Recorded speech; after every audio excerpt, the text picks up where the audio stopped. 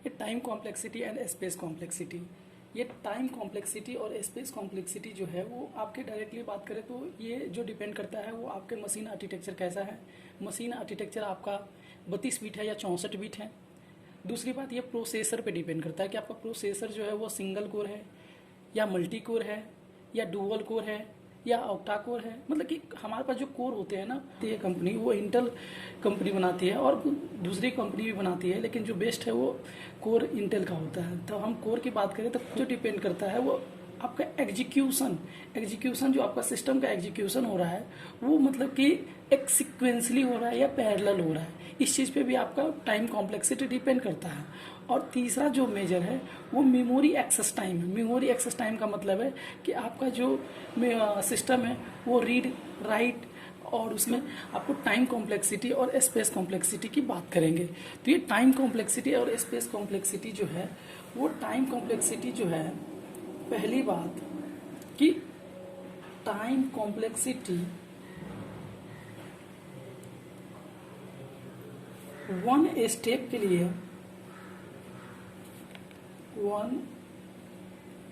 लिए takes 1 unit time complexity.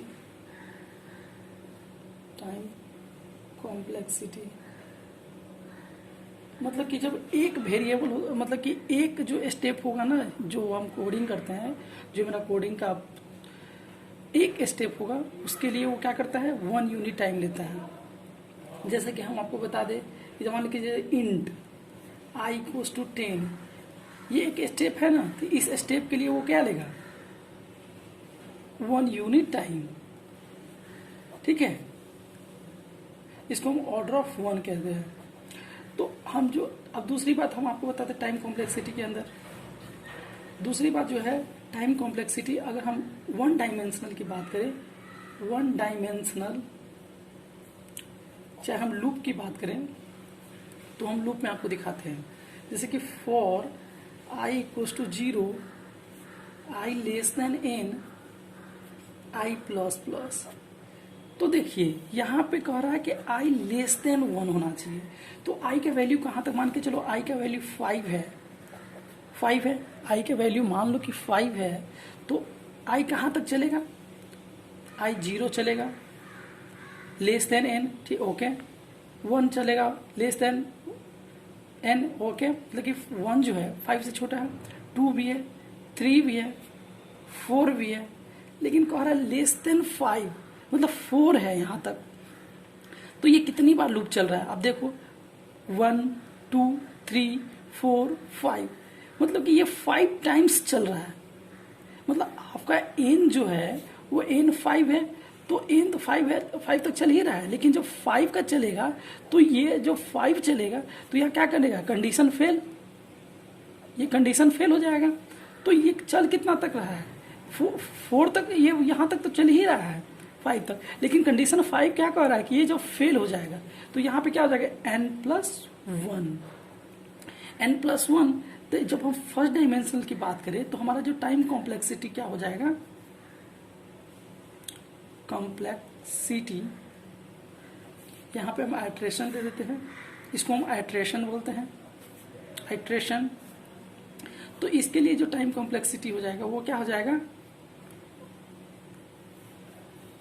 इसके लिए जो टाइम कॉम्प्लेक्सिटी हो जाएगा वो, और एक वेरिएबल भी तो आपको लेना पड़ेगा, int equals to I, int I equals to 0 से स्टार्ट होगा। आई भी तो एक वेरिएबल लेना पड़ेगा ना आपको।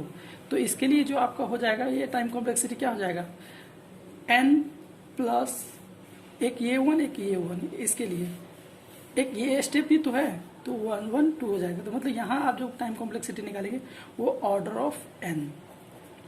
ठीक है, उसके बाद हम 2 डायमेंशनल की बात करें, 2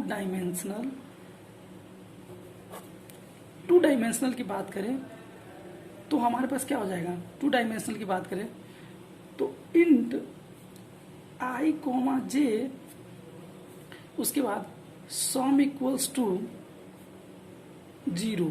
ठीक है, इंट में फॉर लूप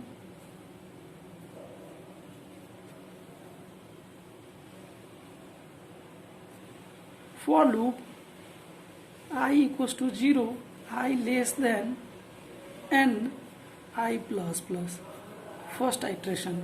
सेकेंड आइट्रेशन क्या हो जाएगा, j equals 0, j less than n, j plus plus, ठीक है।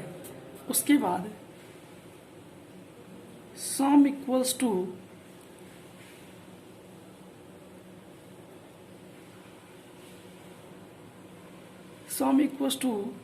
सम plus a of i into J, और यहां से फर्स्ट आइट्रेशन बंद, यहां से सेकेंड आइट्रेशन बंद। तो यहां पे क्या हो जाएगा आपके पास, sum equal to sum plus a of i into a of J. अब देख लीजिए, हम आपको ये चीजें बताए हैं अभी कि इसके लिए i के लिए कहां तक चलेगा, i के लिए n+1 चलेगा, j के लिए कहां तक चलेगा, n+1। और ये जो है ये वाला फर्स्ट आइट्रेशन, यहां तक की बात करें, ये फर्स्ट आइट्रेशन n चलता है, फर्स्ट आइट्रेशन n चलेगा। तो सेकेंड आइट्रेशन में जब यहां से करेंगे तो ये क्या हो जाएगा, इसके लिए time complexity n into n+1, okay. और ये जो है sum equal to sum plus, अब देख लीजिए सम के लिए क्या होगा, जब हम इसको ऐड करेंगे सम के लिए तो ये हमारे पास n तक चलेगा, ये हमारे पास n तक चलेगा, ये हमारे पास कहां तक चलेगा, तो ये हमारे पास n तक तो चल ही रहा है, और साथ में ये जो सेकेंड आइट्रेशन है, सेकेंड आइट्रेशन भी तो n तक चल रहा है, तो ये n इंटू n हो जाएगा, ठीक है। तो अब हम देखिए, अब यहाँ पे हम एक और वेरिएबल लेना है हमको, यहाँ पे a of i j, okay. तो हम यहाँ पे क्या करते हैं, आपके पास कितने वेरिएबल है, 1 2 3, 3 को वेरिएबल है, ठीक है। तो 3 वेरिएबल है, तो हम यहाँ टाइम कॉम्प्लेक्सिटी की बात करें, अगर हम यहाँ टाइम कॉम्प्लेक्सिटी की बात करें तो क्या हो जाएगा, देख लीजिए। इसके लिए क्या हो जाएगा, ये तो वेरिएबल्स है, मतलब कि इसके लिए 1 स्टेप के लिए 1 हो जाएगा, इसके लिए ये एक 1 स्टेप में है, तो इसके लिए हम क्या कर देंगे, ये मेरा दूसरा होगा। और ये जो है n+1, तो ये n+1 ये होगा, और इसका क्या हो जाएगा n इंटू n+1, तो ये n इंटू n+1 और ये n² होगा।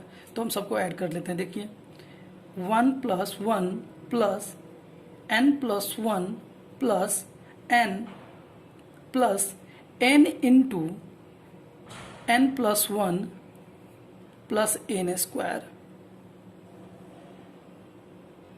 तो फ्रेंड्स हम इसको आप देख लीजिए, सॉल्व करते हैं।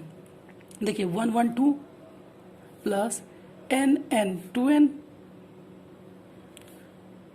ठीक है, +1, और यहाँ क्या आ जाएगा n इंटू n+1 है, तो यहाँ क्या हो जाएगा n² plus n plus n²। अब देख लो n², 2n², n² 2n², और यहाँ 2n प्लस n 3n और प्लस 3, ये हो गया। तो यहाँ पे हमारा जो बना है ये एक क्वाड्रेटिक पोलिनोमियल है। तो इसमें हम देखते हैं कि सबसे बड़ा किसका ऑर्डर है, तो ये जो है इसका ऑर्डर क्या हो जाएगा, सबसे ज़्यादा पावर इसका है, तो ये इसका क्या हो जाएगा, time complexity order of n², okay. उसके बाद हम टाइम कॉम्प्लेक्सिटी की बात करें, तो टाइम कॉम्प्लेक्सिटी में एक चीज़ क्या होता है कि मान के चलो आपका कोई कंडीशन आप दे रहे हो, अगर वो कंडीशन फेल कर गया, जो आप मान के चलो आप कोई एक नंबर लिए, पहले पूछे आप क्या वो 0 के बराबर है, तो यस, क्या वो निगेटिव है, क्या वो पॉजिटिव है, तो उस तीनों कंडीशंस में से कोई एक ही कंडीशन ट्रू होगा, बाकी 2 तो फॉल्स हो जाएगा। तो उस टाइम पे जो स्किप जो होती है, मान के चलो हमारे पास n इक्वल्स टू 0 है, मान लो n की वैल्यू 0 है, तो हमारा कंडीशन 0 के लिए चलेगा, बाकी के लिए फेल कर जाएगा। तो जो फेल होंगे ना, उसका टाइम कॉम्प्लेक्सिटी कुछ नहीं होता है, वो 0 हो जाता है, और जो कंडीशन ट्रू हुए हैं उस कंडीशन का ही टाइम कॉम्प्लेक्सिटी निकाला जाता है। तो हम उस पर भी चर्चा, दूसरा में हमारा है स्पेस कॉम्प्लेक्सिटी। स्पेस कॉम्प्लेक्सिटी, जहाँ हम टाइम कॉम्प्लेक्सिटी में कह रहे थे कि एक स्टेप के लिए एक यूनिट टाइम लेता है, बट यहाँ पे एक वेरिएबल के लिए, मान के चलो वेरिएबल कोई आई है, तो उसके लिए ये जो आई वेरिएबल के